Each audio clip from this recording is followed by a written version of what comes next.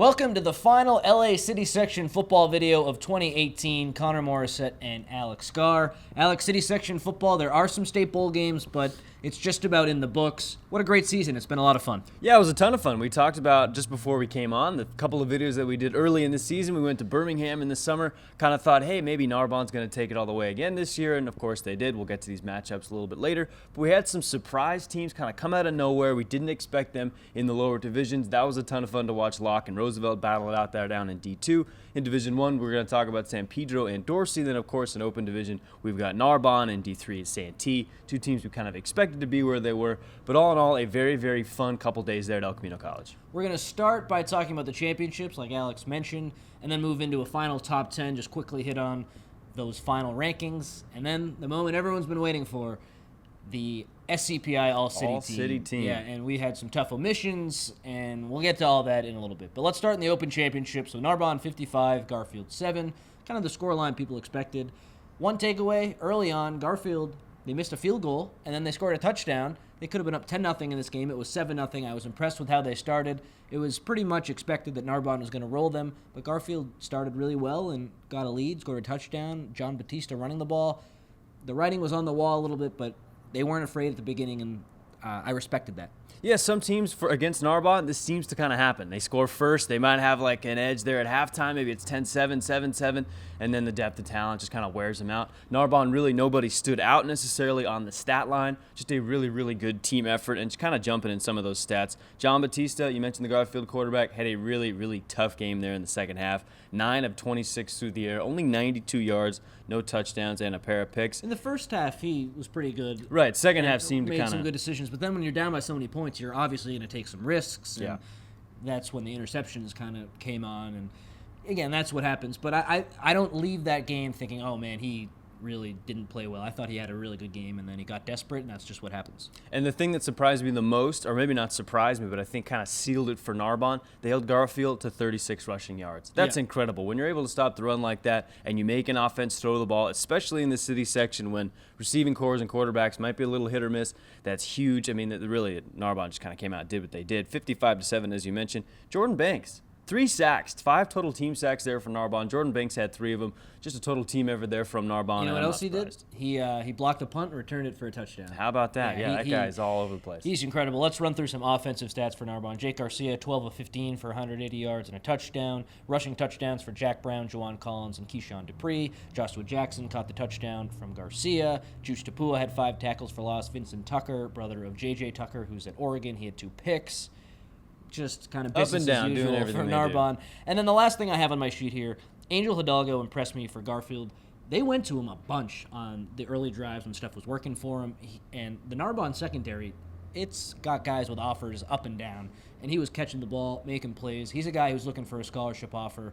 He's a competitor. College coaches, wake up. Yeah, no, he really, really impressed me. And he goes both ways as well. So playing secondary and as a receiver, he just returned kicks as well and would get the snot kicked out of him on every kickoff return, but he kept going out there. And what a gamer. He looked like he belonged. Him and Batista, I left that game thinking, those guys are damn good high school players, and they look like they belong in this game on a big stage where Narbonne has so many talented guys. So that was what I was going to ask you. We talked about Garfield, maybe the surprise team coming out of that side of the bracket. We thought some of these other teams might give Narbonne more of a test, but it sounds like from what you're telling me, there were some guys there for Garfield that showed up, stepped up, and as you mentioned, now they get a state playoff game. So it seems like that program certainly headed in the right direction, or at least leaving this season feeling like they accomplished something. Certainly, and remember that was Garfield's first loss of the year, and if it comes in the championship game, you've had a hell of a season, no surprise. Especially if it's against Narbonne. I agree with you. So I'll be at that Garfield game on Saturday. They are taking on Kennedy Delano, and then Narbonne goes to San Diego to play Cathedral Catholic, looking to get some revenge for what happened a couple years ago when they went down there and lost. Quickly, my take on that game, don't let the recruiting rankings fool you. Narbonne has 1 million players on those rankings. Cathedral Catholic doesn't really have any, specifically for the seniors. They have a highly recruited long snapper, which is great, but their quarterback's pretty good. Their running back, Sean Poma, is exactly. Really, really He's good. the guy to look out for who beat Narbonne a couple years ago. So they're on the road. It's going to be tough for Narbonne, but don't let that recruiting discrepancy fool you. No, Cathedral's pretty good. No, yeah. Cathedral's damn good. I mean, we'll talk to our guys in San Diego, and they got every positive thing to say about it. I mean, Cathedral beat Torrey Pines. They're in the Open Division playoff there for San Diego. So they are, de facto, the best team in San Diego, and you got the best team in LA there for Narbonne. So a fantastic matchup. Can't wait to see what happens. I don't think this is going to be a toss-over either way. In Division 1, Alex, San Pedro takes down Dorsey 22-20. Yes, they did. You were there. It looked Yes, sir. like Dorsey, the rushing attack, was working earlier in the game, and then San Pedro made some adjustments and won it. How did that all go down, and what were your takeaways from that one? Well, I think San Pedro, they knew, obviously, Dorsey runs the football. I mean, I think they only threw it about 8 times this game, only completed a pair of passes. So I was talking to Cam Thomas after the game. He was playing wide receiver and DB. He said, we knew we had to stack the box. Get 7 or 8 guys in the box to try to stop that run. We knew they were going to run the football. And one of their big plays, Keyshawn Johnson had a 90-yard touchdown run. I mean, that kid is, I've covered him a couple times, really fantastic running back. Then they had a trick play that went for 50, and they capitalized a touchdown after that. So the stats might be a little misleading. They had a couple of really big plays in the first half, but after that, San Pedro really did a good job shutting them down. They didn't get a whole lot going on. And on the offensive end for San Pedro, Josh Ward had 18 carries, 91 yards, and 2 touchdowns. One of them, it was a 29-yard run. He was pretty much stopped at the line of scrimmage, kept his legs moving, gets into the end zone. That was a huge momentum shifter. I think that one put them 14-10, and then a pick 6 gave them the lead. So that was a huge momentum shift touchdown. Then they had a nice late insurance run there for Josh Ward, also scoring a touchdown. And on the ground there for Dorsey, they had 38 carries, 220 yards on the ground. But as I mentioned, pretty much as soon as that second half got started, they stacked the box. They really were able to shut them down. Tough way to end the season for Dorsey. 3 straight years in the title game, and then you just can't quite get it done. That's really got to hurt. And a new coach this year, so it's not like you look at the coach and say, oh, it's the coach's fault. It's that's a lot different regime this year with Doug a lot Bledsoe. of good teams they faced, too. Certainly. And we got to give Dorsey credit. Of course, give San Pedro credit for winning. But Dorsey, they went on this huge winning streak, and then to fall just short in the championship, it looked like they might have had a lost season, kind of like they did last year. It looked like when you go 0-5 to start the year, but then they rattled off, I think, 8 wins in a row, and then fell short in that championship. What about the Dorsey defense? We've talked a lot about Tyler Morrison. What was the key in that one? Did they just kind of succumb to that rushing attack from San Pedro a little bit? Was that the difference? Well, not really. I mean, both of these teams in the second half traded punts, I think, on 4 or 5 straight possessions. Wow. So both defenses really showed up. Very kind of a defensive slugfest there in that second half. As I mentioned, San Pedro got one of their clutch touchdowns on a pick 6, and then had that 29-yard, seemed to be stopped, wasn't stopped touchdown from Josh Ward. A couple of really big plays that kind of sealed this game for San Pedro. Really not a whole lot of run it all the way down the throats. I mean, Dorsey, talk about a big drive. They started on the 6-inch line after a great punt from Cam Thomas, drove 99 yards, and scored a touchdown. So that was really the only statement drive from either team. Both defenses really showed up. Tough loss for Dorsey. I mean, really, either team had a shot to win this game, and San Pedro just came out on top. Great. Congrats to San Pedro. A year when we didn't really know who the D1 champ was going to be. It comes from a 6 seed who had some injuries earlier in the year. They got over him. Justin Bernal got healthy. Cam Thomas was doing big things. Ward as Josh well. Ward, yeah. great game from him. And they go on and win D1, something they'll remember forever. So congrats to San Pedro. In Division 2, Locke 22, Roosevelt 20. Same score as the D1 game, funny enough. And this was a great game. I thought the officials from time to time made some calls that I didn't really like, but overall this was a game that I really enjoyed, and it was fun. Roosevelt scored first, then Locke scores 2 touchdowns, and Roosevelt scores again, and the difference was Locke went for 2 on that first touchdown and made it, and Roosevelt tried to do that on their final one, couldn't do it. They had a chance to win the game, and then quarterback turned safety Michael Biaimi for Locke came up with the huge interception. And what can we say about Locke? We kind of overlooked them all year. Yeah, all season long, and in the playoffs too.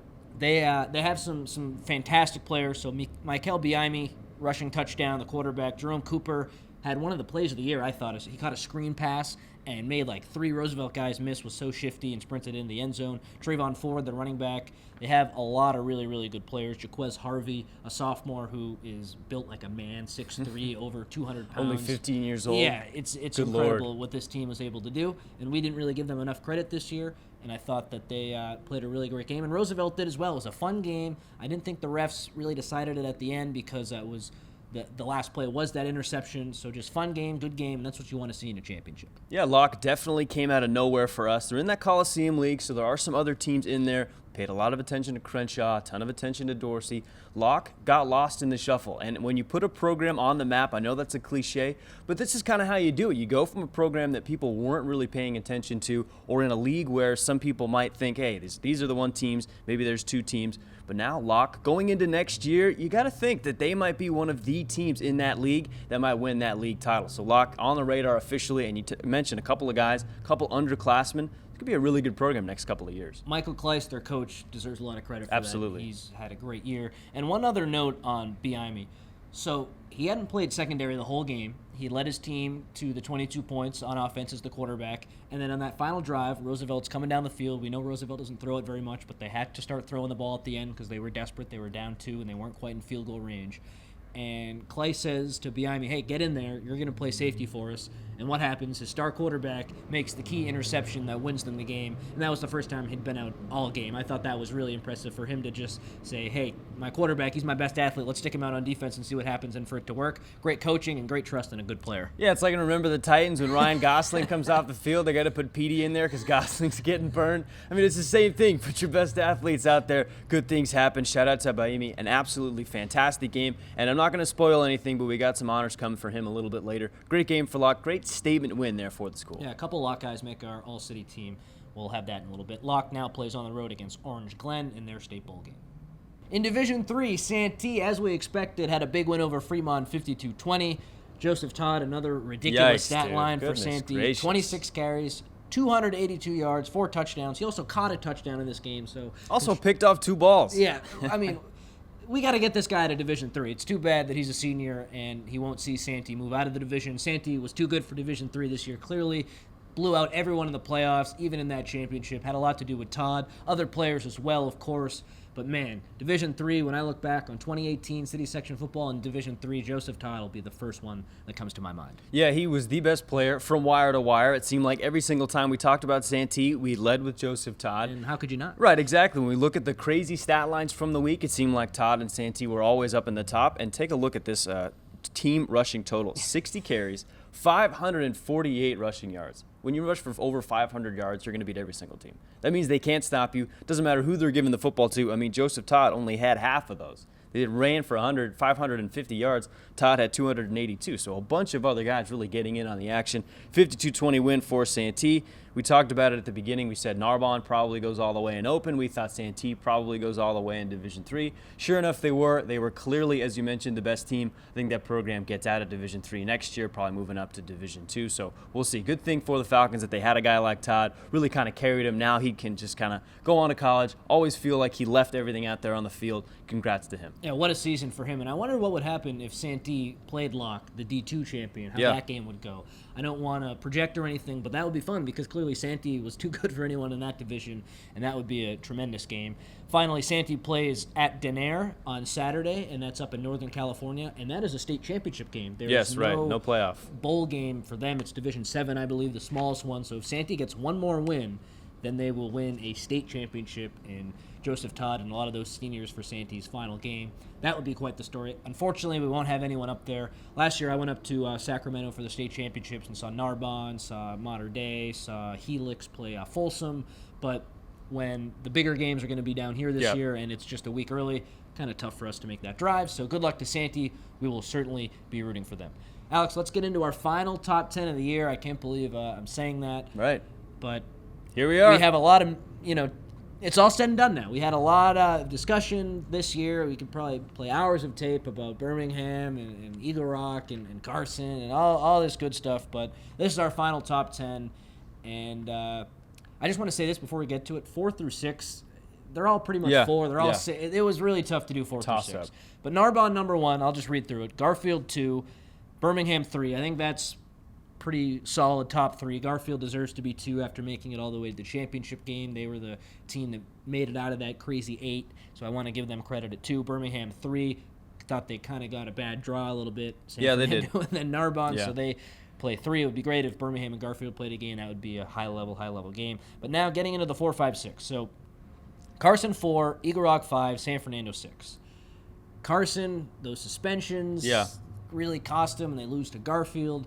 And then Eagle Rock loses to Garfield in the semifinals by a field goal. San Fernando lost to Birmingham, who we think is the second or third best team, third according to these rankings. So 4, 5, and 6 was hard. Yeah, and Carson, I think at full strength, Carson plays Narbonne in the championship game because all they had to do, remember, was get past Garfield the eventual champion of that side, or the semifinalist, I should say. But if Carson got past Garfield, they would have had all their guys back. Then they might have been playing, say, Eagle Rock there in the semifinal game and then hoping to get to Narbonne. So I really thought, when we were doing, how do we rank 4, 5, and 6 among those three teams? Carson at full strength, I think they're the best. Eagle Rock, you were saying, got to be top 5. Yeah, just because of the semifinals, and they were a couple plays away from making the championship. They were number 2 in Cal Preps. If Eagle Rock played San Fernando, I think that would be a really fun game to determine who was that 5 or 6th best team in the city section. But Eagle Rock fans, San Fernando fans, and even Carson fans, this 4 through 6, I wouldn't take it personally at all. This is just kind of how it's a toss-up. It shook out, and that's the word. It's a total toss-up. And San Fernando at 6, the matchup between San Fernando and Birmingham was... and they were a play away, too. Yeah, right. It was, one of the best games I've been to all season long. Birmingham sitting at 3. We had San Fernando at 6. It could easily be flipped if these two teams went differently, if San Fernando topped off Birmingham. But as it goes, as you mentioned, 1 through 6, fantastic grouping of teams. We're going to get to 7, 8, 9, and 10 later, but really a bunch of really fun teams in the Open Division. We thought any one of these teams could have played Narbonne. It wasn't like there were 1 or 2 teams that only could have played each other. Really 1 through 6, fantastic grouping of teams. And just something we talk about San Fernando there for a minute. Tough to watch them lose there against Birmingham, knowing that this might be that last year. Got a lot of good seniors graduating. It's going to be a rebuilding year for the Tigers. I think Birmingham might be in better hands because they got some younger guys, seem to be playing young football there and going to be in that varsity team next season. San Fernando, as we're going to talk about Dorsey as well, losing a lot of really big seniors, rebuilding year coming, just kind of tough. And looking at last year, it was pretty clear that Crenshaw and Narbonne were the 2 best teams. I think this year you can make an argument from Eagle Rock all the way down to Pally at number 7, who is going to be the 7th team in these top 10. Any of those teams could have made the championship. Yeah, I don't exactly. think we would have been surprised, which was pretty cool to see. And Yeah. in a year where we do Cal Preps rankings, it's too bad that that's how it kind of shook out, because some teams were going to be in trouble and others weren't. But how else would you want to rank these teams this year? There's an argument for Carson. There's so many different arguments that come out and play, and the fact that we have this ranking system, it's not a person who can point out and say, you messed up. You can just blame the computer, which is a lot easier to do sometimes. But it's really tough to go by these rankings in a year where anyone from number 2 to number 7 could have played a championship. That's how I feel. It was a crazy, crazy year. You don't see that very often. Well, especially when you look at the Cal Preps, if you were to go back, if you were to tally them up from, let's say, week 5 when they came out to the end of the year, you would see a ton of shuffling from 2 through 7. Eagle Narbonne Rock obviously all the way up. Yeah, exactly. So Ridiculous. you're getting a bunch of teams moving around. We thought Birmingham, San Fernando, they were the 1-2 behind Narbonne. And then, of course, we talked a lot about Carson and Eagle Rock. Cal Prep shot Eagle Rock up to number 2, and they played some really, really good football. Tons of good teams here, and like we mentioned, there was a state bowl game up for grabs. Yeah. Which team would grab it? And it went to Garfield. Couldn't be happier for those guys.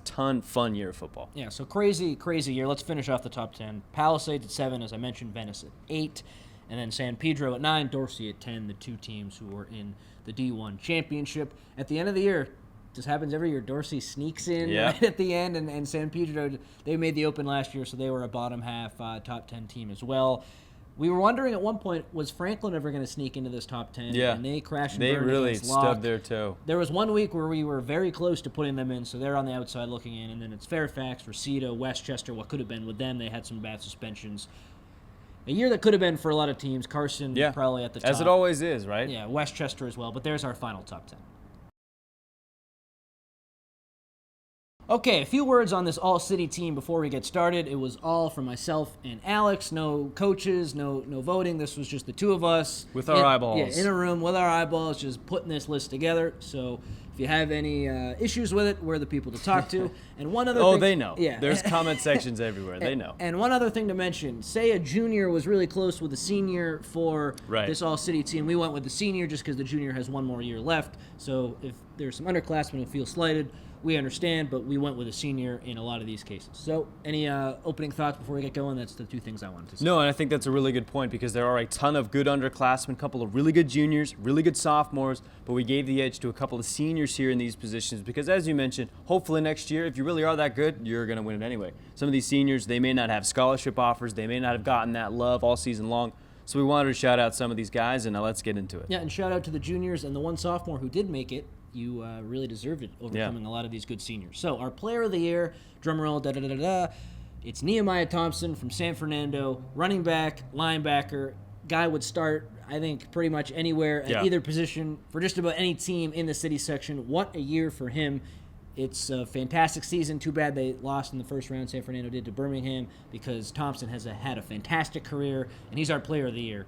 Versatility and just a fantastic linebacker and a great running back as well. He deserves it. Yeah, and there are a lot of really good players. A couple of guys go two ways, but there wasn't a player that I saw, at least, that dominated on both sides of the ball quite like Nehemiah. We've got some really good running backs. We've got some really good linebackers. But as you mentioned, you could put Nehemiah Thompson on any team in the city section. He would be an impact player. Really great kid. I kind of got to know him personally. I did a building character story on him. Really, really nice guy. I wish him the absolute best at the next level. Not a better kid we could have given player of the year to. And his stats, 1,000 rushing yards, 19 touchdowns, and 41 tackles for loss. That kind of sums up what he's done. He's a beast. 1,000-yard rusher, 1,000,000 touchdowns, and all those tackles for loss. Great player. Our Division II player of the year, we talked about him earlier. It's Michael Biaimi, the versatile Division II champ from Locke. Great quarterback, and when his team needed him in the secondary, he showed up and helped win his team a championship. He was one of the best players in Division II. That championship for Locke pushes him over the edge, and he gets the D2 Player of the Year. Yeah, we may be dumb, but we're not blind. You know, we saw Michael do a really great job. We didn't pay a ton of attention to Locke all season long, but you were there. You saw him take over a game. And when you see those kind of things, they jump out to you. They stay in your memory. They kind of stick in there. Great job for him and great job for Locke. Wilson had a great receiver. Alfred Bobadilla at Franklin was a great player in Division II. Roosevelt had some guys who deserved to make this list, but at the end of the day, Michael Biaimi gets it, and I think he deserves it. Division III, easiest one to pick of all time. It's Joseph Todd. Over 3,000 rushing yards. No one in the city had 2,000. 3,000 rushing yards? Yep, no one in the city touched 2,000, so he was 1,000 yards better than anyone else. 44 touchdowns. That led the city by a mile. Great on defense. Great on special teams. The kid didn't belong in Division III. I would have loved to have seen him at a Division I team. Big school. But, I don't want to put down Sandy. They're playing for a state championship. Joseph Todd gets D3, and no one else was even considered in this one. He was just the best player from wire to wire. Yeah, I mean, this is a kind of thing, even if he doesn't play in college, he's going to remember this high school career for the rest of his life because he left an indelible mark on Santee, on the city section, on us as we kind of grow and see a lot of these other high school players. We're always going to remember how insane Joseph Todd really, really was. I mean, this honor, frankly, is a little bit light. I wish we could give him something more. Yeah. Joseph Todd, fantastic season for you, man. Division III Player of the Year. Our freshman of the year from Canoga Park, it's Dominic Arango Cerna. And as a freshman, these are some damn good numbers. 1,000 receiving yards, 7 touchdowns, and he was a great special teamer as well. Returned a couple punts and a kickoff for a score. This guy's 14, 15-year-old kid. Derek Boyd at Reseda had a great year as well, so I don't want to say that we're not paying attention to all the freshmen. Some other guys were on this list, but Dominic Arango Cerna gets the freshman nod from the Valley Mission League. Excited to see what he can do for the next 3 years at Canoga Park. Yeah, and a quick shout out to Arliss Boardingham over there at Birmingham. Good edge rusher and a good receiver. So he's also a freshman. Doing stuff. Yeah, a lot of good guys we had to consider, but we wanted to shout out Dominic Arango Cerna because we talk about Canoga Park. Maybe they're on the upswing. Maybe they take Reseda's spot as a kind of that second team. Hey, if San Fernando slips a little bit, maybe Canoga Park, if they can put it together, maybe they're a Valley Mission League title winner in the making. But Cerna, 34 balls, as you mentioned, 133 yards receiving, and then 9 total touchdowns. As a freshman, fantastic year for him. I hope he sticks where he is, and I hope he gets the love he deserves. Freshman of the year. Alex, let's move now into the positions. I want to say quickly before we get into it, quarterback, running back, and linebacker was the toughest. Luca Diamant was great this year. Jake Garcia was great this year. Alfred Bobadilla was great this year. But our quarterback of the year is Jason Ortega from Birmingham, and he put up some ridiculous stats. 2,312 passing yards, 18 touchdowns, 100 quarterback rating. That's really, really good. In a year where there were a lot of really good city section quarterbacks, it goes to Ortega. At Birmingham, they had a fantastic year, and I think he deserves it. Yeah, and the best way to do this, the guys that were really, really close. Scott Harris at Fairfax was close. Nathan Corrales at Eagle Rock, both of those guys were really, really close. But let's look at some of the teams that Birmingham played and some of the teams ahead of him. If you talk about Jake Garcia at Narbonne, he's going to be one of the better players, but he's only a sophomore. Kind of going down that list. Yui Ale at Carson, he's only a sophomore. You got John Batista at Garfield. A lot of these underclassmen. You get to Birmingham. Jason Ortega, he helped pilot one of the best teams in the city section. Really didn't make a ton of mistakes down the stretch. We talked about that being a huge key. Can he play mistake-free football in that San Fernando game? I got to lay some eyes on him. I saw him in a Rivera, he played really well, but then I saw him on a big stage at San Fernando, talked to him after the game. He had a fantastic game for him, 3 total touchdowns in that game, over 200 yards, I believe. Great kid, great honor to give it to him. Quarterback of the year in the city section. A lot of good guys, a lot of good talent. Jason Artiga, congrats to him. Fullback and 2 running backs. So at fullback, we have Ja'Cory Moe from Carson, and then our 2 running backs, Keyshawn Johnson from Dorsey and P.J. Garcia from Garfield. All 3 of those guys, I would not want to be a defensive player playing against them. Yeah, Keyshawn Johnson, one of the fastest guys I saw all season long. I watched him against San Pedro. He took a 90-yard carry right on the 10-yard line, was able to break through a tackle, and then literally burned everybody else down the sideline. Watched him do the same thing against Fairfax. The kid's a beast. He was over 1,000 yards rushing on the season. I think got up to 1,300 in 8 games, something crazy like that. I don't have the exact number off the top of my head. But this was a close one. We talked about maybe Kyle Bryant there at San Fernando. Obviously, Nehemiah Thompson and Joseph Todd. We kind of left out of this because we gave them players of the year. We wanted to give some other guys love. P.J. Garcia at Garfield, a workhorse. Absolutely a guy that Garfield needed to get where they are. Another guy we want to shout out. I got to shout out Angel Ochoa at Arleta because some of the stuff he did was insane. But these 2 guys, we genuinely thought 2 of the best running backs here in the city. Keyshawn and P.J., 2 really good players. Yeah, very tough to leave out KB, Kyle Bryant at San Fernando. So, Alex, I agree with you. Quickly getting to these guys' stats. Johnson, over 1,500 rushing yards. There you go, 1,500. 20 touchdowns. P.J. Garcia, over 1,600 rushing yards, 19 touchdowns. And then Ja'Cory Moe, maybe didn't get too many carries, although he got a decent amount for a fullback, but he was a guy who blocked really well for whoever was running the ball for Carson. And then we value versatility on this list. Yeah, he's a linebacker. He was a tremendous linebacker. Garcia played on the other side of the ball as well, and Johnson was a special teamer too. So we want to shout out the guys who are really versatile as well. Those are our running backs and fullbacks. Wide receiver. This is a really good list. Angel Hidalgo at Garfield, Chad Johnson Jr., a junior at Venice, Joshua Jackson Jr., a junior at Narbonne, and then Cam Thomas, the senior at San Pedro. That is a scary group of 4 receivers. Yeah, and 3 of these 4 guys played in the city title game, so I think they were big reasons why their offenses were where they were. Chad Johnson Jr. is going to be a really good player at Venice next year, and then Cam Thomas, I talked to him after the San Pedro game. He's a receiver, but he also does a lot. He plays defensive back. He also had a really nice punt, as I was talking about earlier. Glad to give it to him. He was kind of overshadowed for most of the year, really burst onto the scene there in the playoffs, had a fantastic reason why San Pedro was as good as they were. And Joshua Jackson Jr., Narbonne, they're a humming offense. You got to give some love all the way around, and no surprise, we're going to see them a lot on this list. Certainly.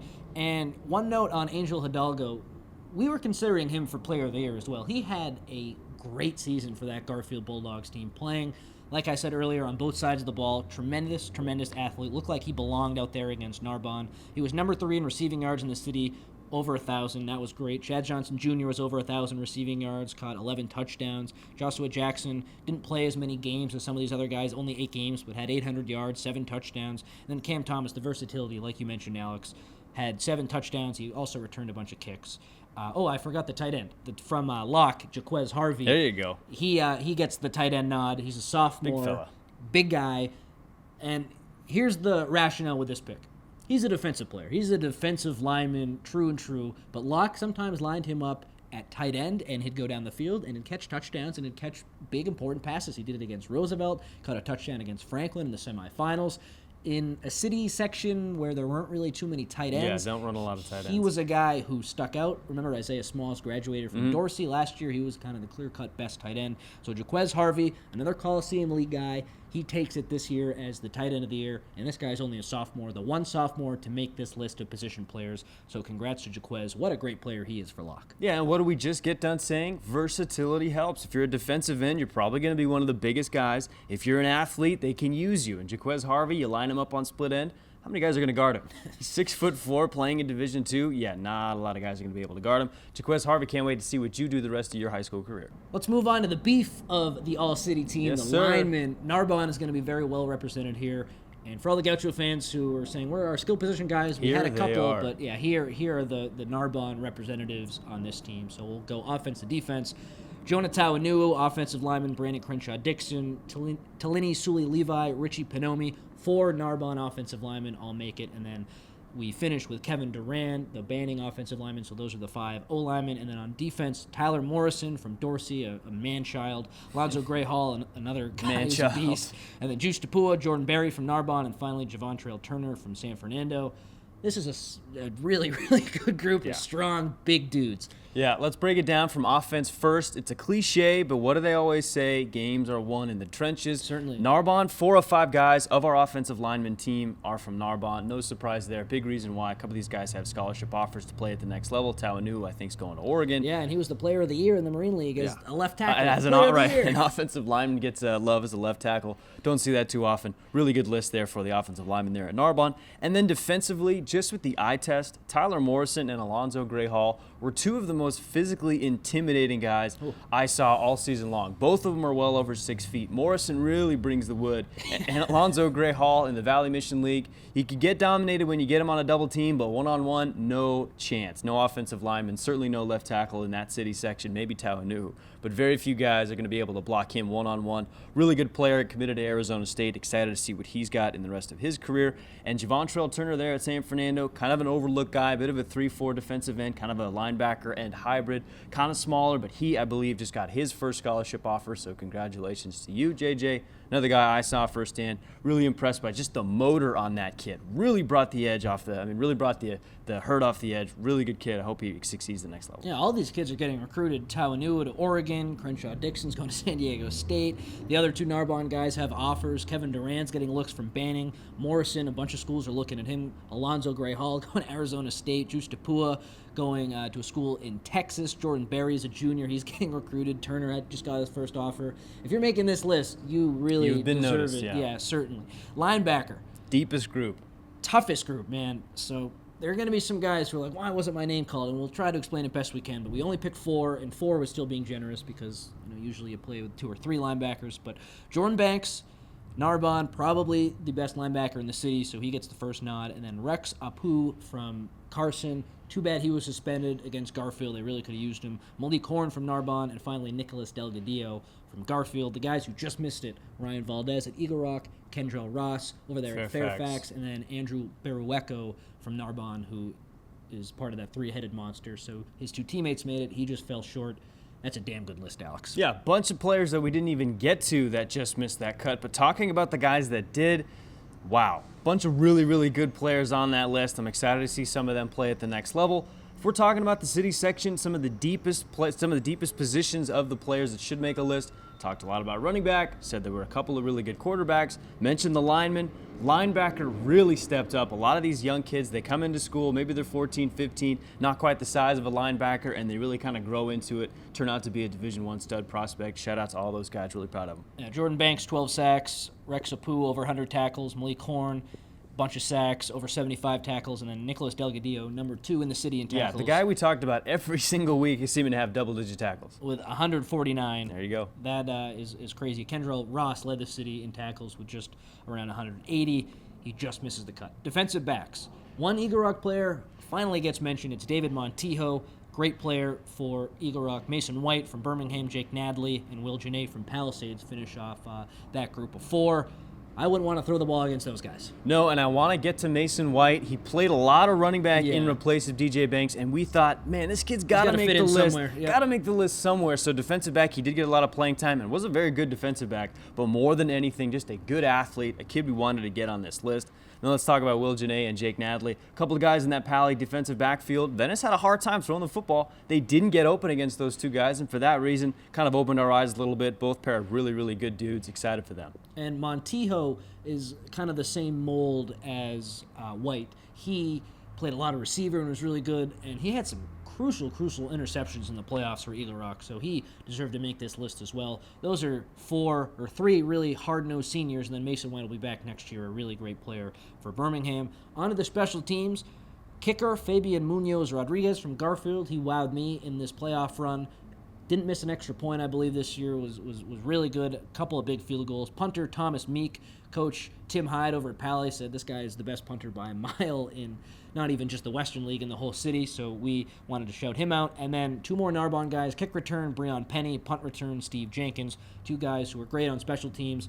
Penny is a great defensive back. Jenkins a great receiver. We wanted got to fit him in somewhere. Fit him in somewhere, and that's how we saw the best spot for him. So there's the special teams, and there's the list. Yeah, Tommy Meek, I saw him kick against he's a great Venice. kicker, too. I thought, dude, this is one of the best kickers in the city. So another kid, we just had to make sure that we had it. And punting-wise, far and away, head and shoulders above the rest of the punters in this city. And kicking-wise, he could have made this list as a kicker or a punter. Just a fantastic kid. Also a junior. Going to get to see him next year. Hope to see he gets to play some in the next level. I'm sure he will. Schools are always looking for kickers. College football, it seems like they always struggle with the kicking game. So Tommy Meek, a bunch of these other guys, 2 Narbonne guys in the kick return, punt return special teams, really doing a great job. All the way across the ball is Narbonne. No surprise, they're the best team in the league. Really, really good list of dudes there. This has been our final video. I want to say thank you to everyone, and Alex, I'm sure you Yes, feel the same absolutely. way. Thank you so much. People who have come up to us and said, nice work, we look forward to your videos. That really means a lot to us. And for all the people who create the discussion, and even if the comments aren't the nicest, we always like that appreciate too, yeah. engagement. So thank you so much to the people of the LA City section who watch, who interact, who speak with us. Literally could not do it without you guys. It really is great. We will hopefully be back next year, and don't look now, but it's basketball season, so we're going to be doing tons more to go. Yeah, we're going to be doing the same thing for basketball. And we started doing these videos with baseball, the two of us last year, so look out for that when baseball season comes around. But thank you so much. For Alex Garr, I'm Connor Morissette signing off for the final time for football.